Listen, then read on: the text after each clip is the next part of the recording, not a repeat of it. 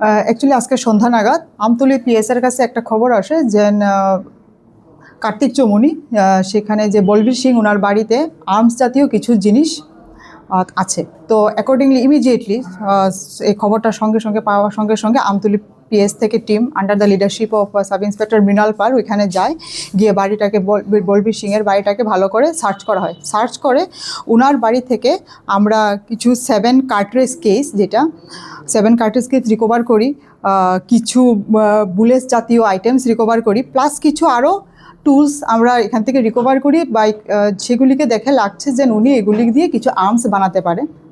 তো অ্যাকর্ডিংলি বলবীর সিংকে আমরা আমাদের কাস্টডিতে নেই, উনি ডিটেইনড আছে।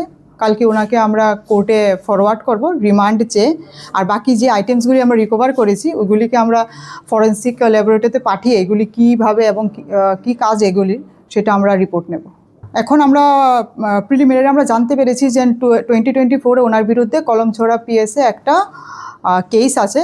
তো সেটা বাকি ডিটেলসটা আমরা আনছি যে উনি কিসে অভিযুক্ত ছিলেন এবং কী কী ম্যাটারে উনি আগে অ্যারেস্ট হয়েছিল, তো সেই ডিটেলসগুলো আমরা এখানে ইনক্লুড করছি। এমনি ওনাকে জিজ্ঞাসাবাদ করা হয়েছে কি কারণে কেন এই জিনিসগুলো ওনার বাড়িতে? ওনার জিজ্ঞাসাবাদ চলছে, কিন্তু উনি এখনও কিছু ডিসক্লোজ করেনি। তো আমরা ওনার একটা টিম আমাদের ওনার কন্টিনিউয়াস ইন্টারোগেশন করছে।